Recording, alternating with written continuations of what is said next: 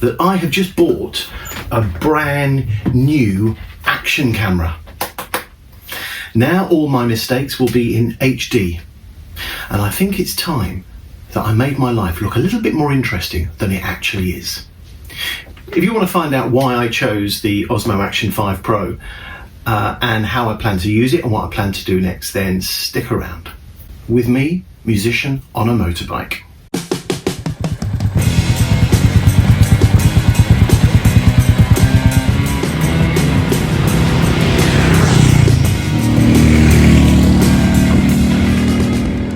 So here I have the Osmo Action 5 Pro, which I haven't even opened yet. It's cellophane still. I wanted to share that with you. I also, when I bought this camera, I bought a chin, what do they call it? The helmet chin mount clip from DJI. This one I have opened, obviously. I wanted to see how it was on the helmet. I've seen these, and it kind of looks a nice, easy way of actually mounting your camera. So with this, you've got the screw for which you mount your camera on the front there, and then that screws up and puts it into place. It also comes with 4 little scratch pads, which you can save little scratches on your helmet if you want. And I wasn't sure if this was going to be strong enough, but this grip, my gosh, those springs are strong. That definitely isn't going anywhere. So those two, and then the third item that I purchased as part of my recent acquisition spree is a 128 gigabyte micro SD card. Now this was one of the ones that's listed on the DJI website, and they have a list of recommendations. They're the ones they've tested. So I went for 128 gigabytes. I kind of figured that would be a good one to start with. So those are my new items, which obviously I'm very excited. I haven't bought anything else yet. You can get chest mount straps, you can get selfie sticks, you can get all sorts, and I am looking at those, but I just wanted to start with the basic setup of just having the chin mount strap, the camera, and obviously the memory card so that I can store it, even though this camera actually does have some built-in memory. The one other item that you might be thinking, well, what about, is the mic. And yes, I did evaluate the Mic 2 and the Mic Mini, and I have chosen, of the two, after lots of thought, I've chosen for the Mic Mini. That hasn't arrived yet. That's due here in a couple of days. So when I get that, I'll obviously share that with you. But for today, I just wanted to just do a little bit of an introduction as to what I'm doing and why I'm doing it. So what is so special about the Osmo Action 5 Pro? Well, if we have a quick look at the website, it kind of highlights some of the new features that it has. So some of the things that it talks about are subject tracking and staying centered. So as you move the camera around, it has the ability to focus on the subject. So as you move it, it kind of keeps you center of screen. Great for lots of action shots and all of that. I'll be honest with you, that wasn't what swayed it for me. I don't think the 4 has it, it's only in the 5. But most of my video will be strapped to a camera, maybe to the handlebars, maybe getting some views of the bike. So it's a good thing to have if I decided to go skiing one day or whatever, surfing. But those aren't on my plans right now. The other thing that it has, and this was something which helped me, is it's got a 4 hours extended battery life. So it's up 50% from the previous, the 4, which it claims, obviously 50% up. Now people have tested these online, and it does seem that the battery is much longer. Now the extra cost, because I've not had an action camera before, and I did seriously consider the 4. In fact, in my basket, I was going 4, 5, 4, 5, 4, 5, but I went for the 5 because I thought, well, you haven't got any legacy, you might as well just try the latest, and the battery was one of the big sways for me. That's quite good. Now, a couple of other things that this has over the 4 is the displays on the front and back are OLED, so they're higher brightness, so they're much clearer. So on a bright day, it is good to be able to see your screen really clear, and that was good. Now, it does talk about robust stabilization. And it even has the ability that as you turn around 180 degrees, so if you were to literally physically take the camera and turn it around, then the horizon stays level, so nothing really changes. I think that's been available for a while. That's nothing new or unique. And again, I don't plan to do 360-degree turns, certainly not intentionally on the bike. Now, here's the second thing. So the battery extended life. The second thing that really persuaded me to go for the 5 over the 4 is that DJI have got this great situation where you can buy the mics. So I'm getting the Mic Mini, and the Mic Mini is and the Mic 2 both transmit, and built into the camera is a receiver. But what the Action 5 has is the ability for 2 microphones to be synchronized to it. So if I'm filming and there's 2 of us talking, it just gives me that flexibility. I don't have any plans today to do that, but that just seemed to me one of those features that might be useful down the line. Now, the other thing it talks about with the 5 is the versatile accessory system. Now, I'll be honest with you, the accessories I think are fairly, I won't use the word standard because it's not open, but I think they're fairly highly available. I think they work across different cameras and different manufacturers, so there's lots of accessories that I can over time buy. But I was not going to dive straight in and start buying a load of stuff. I just wanted to start using it in its simplest form, and then as I start to see other opportunities, then I'll develop and do those. Now, what I'm not going to do today is go in depth and review it. I've just kind of given you the key highlights. So the battery and the 2 mics were really my prime reason for choosing it.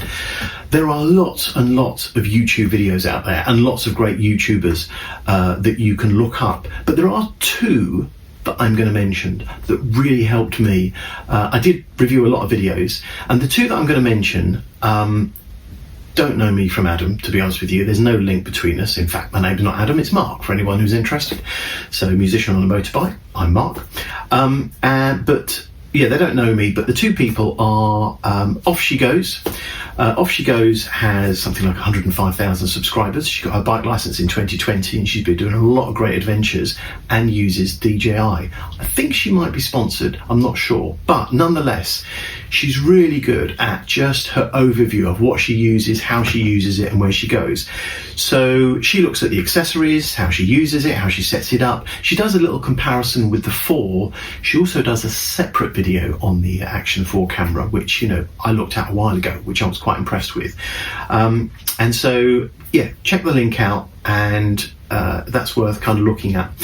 The second video that I wanted to share is a fellow Meteor 350 rider, actually. In fact, I think he had a classic 354 before.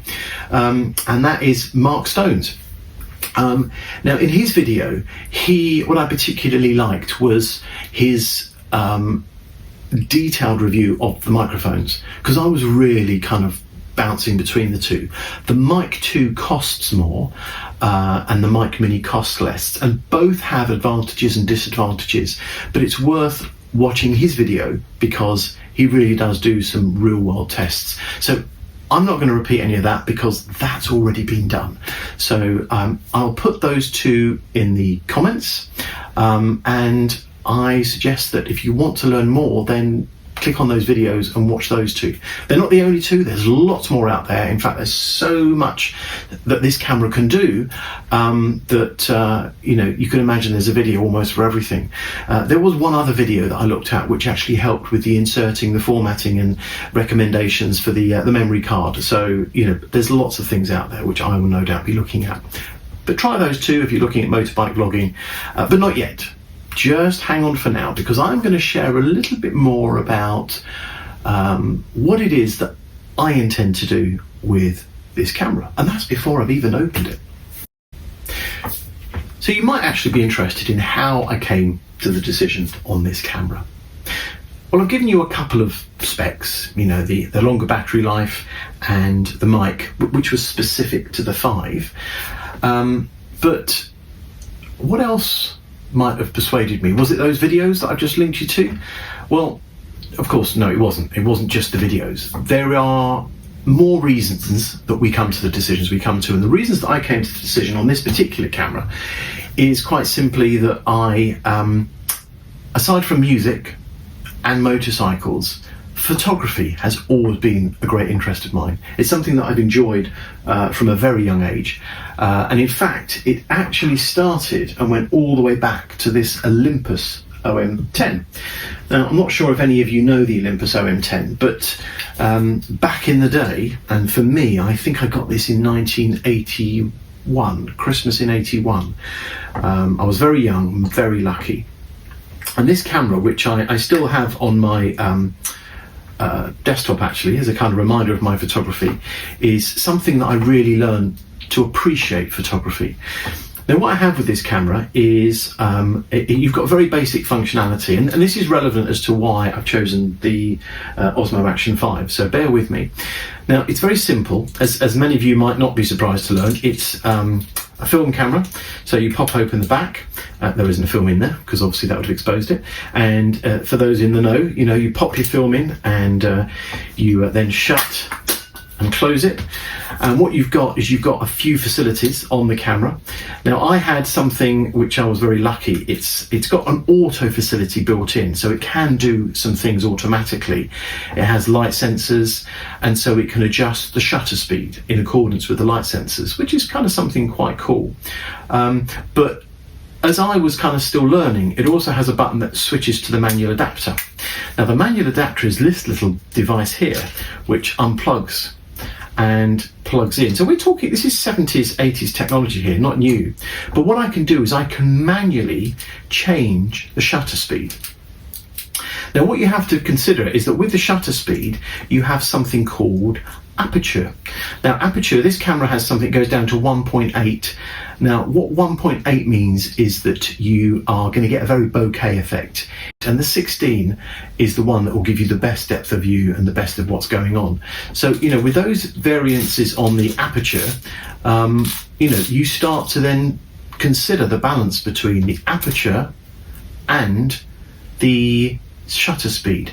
Now, you can automate those, but as a young person, and I joined a photography club, it started to fascinate me that if you have the level of control between aperture, so at 16 you've got absolute clarity, right down to 1.8 where you need to be very focused to give yourself some real nice bokeh effect, it's called in photography. And then you've got the shutter speed to control the light. You start to learn more about how you can adapt to film. And then what you've also got on top of that is you've got the ISO rating, which is the rating of a film, which on this camera I can go down to 25 or 1600. Typically you wouldn't change that, you'd set that to the film that you had in the camera. But my point in all of this is that as I started to learn more about different aspects of aperture, shutter speed, ISO rating, I started to really have an appreciation for how much control you get in photography. Further, that was taken still is when I got into the processing lab, because back in those days, of course, you processed your film. First of all, you process your negatives, and you would, that was a fairly standard process. There wasn't really much you do with negatives. You process those to the best of your ability. And then you would print. Now, with the print, you could do various things. You could change the amount of time that you'd expose the print to the paper, and then you had various chemicals that you'd go through. So there were many stages in the process. Today on a camera, you press the button and you take a picture, and it's just brilliant and it's fantastic. But it's kind of like an art form, and it really was something that I appreciated and thoroughly enjoyed and kept me occupied for hours on some photography as a young person. So my point is, there's things you can do with the smartphones that you can do with this. Now, people are critical of smartphones. They say it's not as good as old film or even some of the earlier digital photography. We kind of have this nostalgia feel about photography, I think, sometimes, and it's not wrong, but there are things you can do with cameras in the settings that can still give you those effects. If you allow it to fully automate, then yes, you can get some very unpleasant, unsightly kind of outcomes. But that's what it's about learning. And in fact, I believe the Osmo Action 5 Pro have actually implemented some AI smart photography in this camera. So, that's wonderful and that's really good. But if you just allow it to do its own things, then sometimes those results can't quite be as realistic or as natural as perhaps we would like. In fact, when I looked at videos on Tinternet, comparing the Action 5 to the Action 4, people were saying they prefer the look of the Action 4, and I get that, totally get that, because of what it does. But there are settings on here that you can reduce some of that automation. Now, what are those settings? I have seen some people talk about them, but I don't know yet. In fact, I don't know what I don't know yet. And that's the whole exciting journey, is to learn not only about storytelling and sharing my passion for motorcycles, but also understanding and learning a bit more about what I can do to get different results and how I can implement that. Now, I'll be honest with you, I'm probably not going to make this a photography channel. I'll stretch it at a bit of music and a bit of biking. I just intend to learn that, so that's just sharing with you what I'll be doing as I learn more about this. And you'll notice I only have one camera. A lot of bikers, motovloggers, the proper ones that are out there, two of which I've mentioned already, seem to have lots of cameras. They film themselves, they film their bikes, and who knows, maybe one day, but just for now, I'm going to try and keep it simple. So anyway, so there's my thoughts on this, why I've chosen it, on my history with photography, what I think we can do with this. But there's something in between that excites me that I wanted to share with you. Now, that something in between that has excited me actually is my little Gohst XL. I wanted to give this a little special mention because this was bought for me on my birthday by my wife, and I was never intending to make YouTube videos. This was really just a dash cam for motorcyclists. And so what I had with this was the ability to record all of my journeys. So as I was getting back into biking again, I wanted to watch and learn and see what happens. And there have been some things and situations that have happened while I've been riding. I've had animals fly close in front of me that have been quite tricky.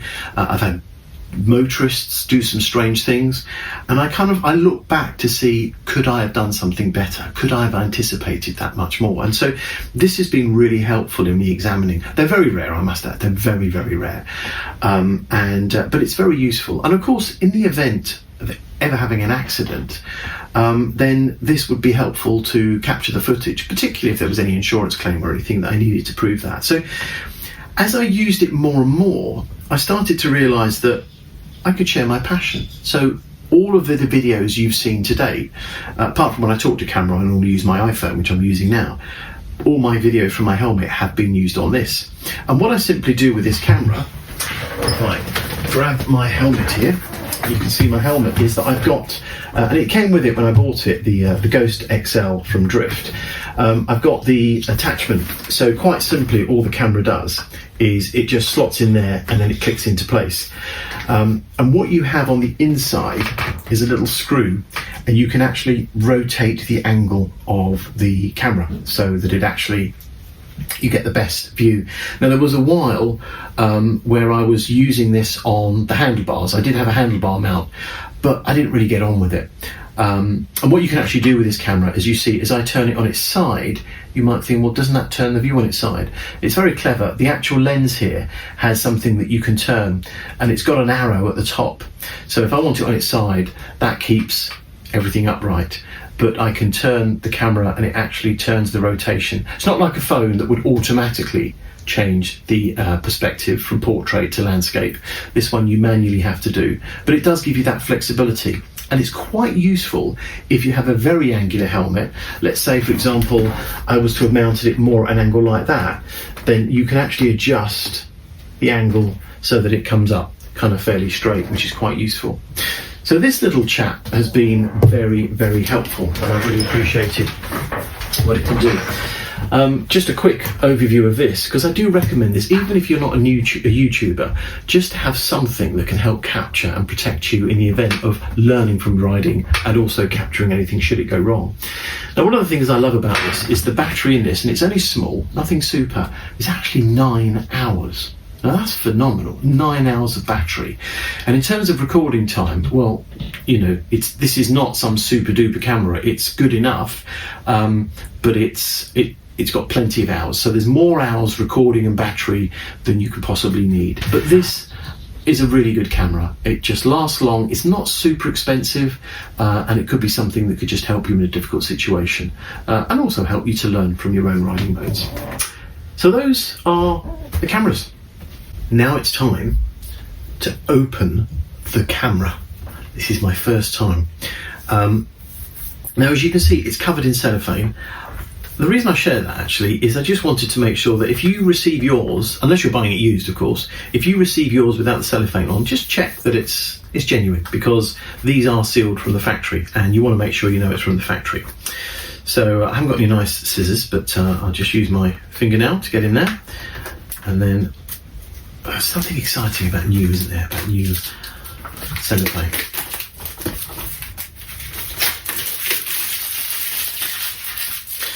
There we go. Let's pop that over there for now. Right, so here we are. We got the Osmo Action 5 Pro Essential Combo. There's a warning on the front which just says ingestion hazard. This product contains a button or cell coin battery. Death or serious injury can occur if ingested. It kind of always amazes me because there's always a story behind those warning signs. Anyway, on the side we've got something which seems to be popular with products these days, is a sealant. So you can just simply pull that to unseal the side. I guess that's another test if it hasn't been opened with that seal. And you know that it's brand new. Right, ooh, look what we've got here. So as I open it, we've got, there's two sides to it. We've got a little box here that says accessories and what looks like might be the camera. So let's take out the accessories box. So in the accessories box, we've got a nice cardboard box. I think I know what's going to be in here, but I'll share it with you anyway. So the all-important USB to USB-C, USB-C to USB-C charging lead, which is quite good. And then we've got a cover, which the camera goes in. I think there's a couple, actually there's a couple of items in here. I think there's a couple of functions for this. It's not just an extra protection, this cover. It actually does a bit more. Oh, the all-important screw to keep it in the holder. So there's probably a better term for that. This is said holder. Some non-slip pads, you get those as well, sticky non-slip pads. The holder that actually you clip the camera to, and then this clip, the camera's in there, that clips into the camera, and then this obviously clips into, for example, on my chin mount, it will clip into there like that, and it will screw in, and then it comes with, obviously, I've got an extra screw thing there. So going back to this holder is quite special because not only does the camera have the ability for the grip to plug into it, so let's just say that was the camera in there, I can put this in the camera, which is obviously you want the camera in landscape mode, let's call that, but if you wanted to put it into portrait mode, which is that way, then this actually has the ability to clip on there. So you can clip it in, and then obviously you can have it in portrait mode. There's an extra clip there, which there you go, so that's now straight. So that's what this gives you, the flexibility. Now, why would you do that? I don't know. There's sometimes people want to, for some of the shorts, or if you're doing something videoing for, particularly for smartphones, which obviously people mostly look at in portrait mode, then obviously that can clip on there. So yeah, that's that. It's a strong magnet. It's got a magnet and two clips, so you get the magnet to line it up, and then the clips to hold it in place. Because you don't want that falling off, particularly if you're not doing some national speed limit. Right, so those are those bits, and then the last of the accessories is, no surprise, is of course, well, I say not so, of course, it's the battery. There we have a battery, which in all its glory. So this is a slightly higher powered battery than the previous version. This is 1,950 milliamp hours, it says on the bottom. I think that's a little bit more than the previous one. But it's not just the powerful battery. I think the camera is more efficient in terms of how it utilises that power. That seems to be the kind of the trend these days. As all things become more and more electric, we're seeing more batteries. Devices are becoming more efficient at the use of electricity, and batteries are becoming better at storing electricity. And I think there's a combination. So, for example, if you were to put this battery in the Action 4 camera, you wouldn't get the same length of battery as this. How do I know? Only because I've watched YouTube videos and people have actually tested it. So there you go. Right. now the most important part of all the unpacking. So this is a moment and a half, because this will be the only time I ever take this out for the first time. So there we are, all nicely. These are nice quality bags actually. They're kind of like, they're not just plastic, they kind of feel a little bit rubbery, so nice quality. And there we have the all action camera. Oh my goodness, that is a thing of beauty. Absolutely gorgeous. Lovely screen. It's got a screen on the back and the front, the OLED, which is obviously an upgrade, and that's quite new. That's quite nice. The other thing that I love about this, someone who's into photography, so if I go back to my Olympus OM10, you have a lens cover, which is nothing unusual. And then what I also used to have is I would then have a glass cover on the front of the camera, because you've got the lens, but that thing, once you scratch it, you're in a lot of trouble. It's not beyond the ability of humans to change it, but that's super difficult to change. But I would often have a lens cover so that if this got damaged, it's less expensive. Now, as it happens, this is actually a polarizing filter. So polarizing is something which just helps with reflections off of different kind of waters and windscreens and things like that. So when you look through the lens on this camera, it's called a single lens reflex, an SLR camera. So what I see here through mirrors, I see exactly out the lens. I could adjust the polarizer to get the right level of kind of reflection or anti-reflection as it suits. Now with this, which I love, this also has a screw-on lens. I haven't taken it off yet, but you've got a rubber cover there, but you've got screw-on lenses. So if for any nasty reason the camera falls off, falls over, or if you come off your bike and it gets scratched, which is very likely to happen, these accidents happen, particularly if you're off-roading, then you don't have to replace the whole lens, you can just replace the cover. And I think they're available online. I remember looking them up, they're about 19 quid or something, so that's pretty good. So there we have it, the action camera. There's a little plastic cover on that which is covering the lens, which I will take off now.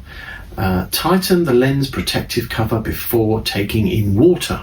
Yes, of course, this is waterproof, so and I mean literally waterproof. I think that the fall could go down to 18 meters, this can go down to 20 meters. Many years ago I did diving, and I learned from that you don't take the device to the level that it says, because as you move things around it increases the pressure. So I probably would never go to 20 meters, but just knowing I could just take it below the surface quite safely is good for me, and if it gets wet then that's absolutely great. So yes, so there we have it. There's lots to learn and lots for me to find out on this camera. I think there's, if I see this right, yeah, there's a side clip where if you there's a side clip, the button where you push up and then open it for the first time, and that's where the battery will go, and that will pop in, which I'll do soon. And then of course I've got the memory card, which the SSD memory card, which also goes in there as well. There's a little slot in the side. As I say, there are better videos out there for how to set these things up. I'm not going to do that on camera today because I don't know what I'm doing. I'm just talking about what I have read, what I understand, and why I'm here to do this now. On the other side there's another clip as well, just for those, just very quickly to show you, and that comes down and that lifts up, and there's a USB-C port, which I'm not going to pretend to know all the functionality. Maybe you can charge the battery from that. I certainly know that you can, if you don't go for the transmitter mic mini or mic 2, you can actually have a physical plug in there that can then attach a lavalier mic, but I won't be doing that. The only thing is as soon as you do attach that, it's no longer waterproof. So if you're out and about on the road, on a motorbike, as in my case it will be, and it's lashing down with rain, it's a little bit exposed. But with everything safely shut tight and using the wireless cameras, then obviously we are in much better hands. DJI Store, a must-have app for DJI users. Oh yeah, I haven't mentioned that. So I don't know anything about it. I haven't even downloaded it yet. This is how new this all is. But there's an app for the camera, and from the app you can actually see, just like I can with the Gohst, you can actually see what you can see in the camera. Now the reason that's useful is if you're setting up the camera and you want to take some video of yourself, it does have a screen on both sides, so obviously you can see the screen on each side. so you can see what you look like if you're close. But if it's a distance away, you can check on your phone how it looks. And more importantly, if you have this on your chest or on your chin and you can't really see, you don't want to go for like an hour's bike ride or 2 hours bike ride and find that the camera was just facing your petrol tank the whole time. So you can actually see on the mobile phone the angle. And then there's other features and functions. Again, I'm not going to go into that, but I think that's really cool. So those are kind of some of the things that I'm going to be looking at with this camera. Very exciting, very exciting. And yeah, it's and by the way, I will still be using this. I'm not going to not use this. This will always be on. In fact, I'm not planning to take this out on every bike ride. This is only when I'm planning to make videos. This one is always with me. I never leave home without this because I want to record everything I do. And as soon as I get back, I load it up to the computer, and generally speaking, I just delete the footage because I don't need to keep any of it. I think that pretty much takes me to the close of what I wanted to share with you today. Oh, no, there is one more thing, just remembered. I think I alluded at the beginning that I was deciding between the Mic 2 and the Mic Mini. Now, obviously, thanks to Marc Stones' video in particular, where he did a big comparison with those two, I chose the Mic Mini. Now, as it happens, I think from what I could hear, the Mic 2 did have a subtly better clarity. It was just something in the quality that just sounded a little better. But the reason I like the Mic Mini is, one, it was cheaper, but I wasn't going to compromise, so it's not just about cost, although that did help. Two, it's mini, that's super helpful. Three, the Mic Mini seemed to have, and obviously I haven't tested it myself, but from what I've heard, it seemed to have a better wind noise reduction, and that's really important to get rid of the wind noise. So I liked that. And if you listen to them side by side, you can hear what's slightly better, but it's like a lot of things. If you actually use them, you don't really know what's happening. You know, you can't tell the difference between the two. As far as you're concerned, you can't tell that one is better than the other, because, you know, when you're comparing them, you can hear it, but once you start using it, it's just, you know, it's kind of like, does it really matter if the difference is that subtle? And I also, having an ear for music and know a little bit about sound production, the quality of the Mic 2 is good enough that it could easily be edited. Right.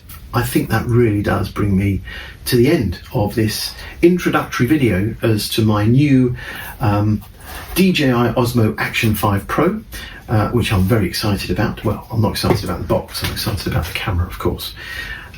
Yeah. Now, the really exciting news is, hopefully, if all goes well, and I figure out how to use this camera, then the next video you see should be me actually using my new Action 5 Pro. And so, yeah, we can look forward to those videos in the not too distant future.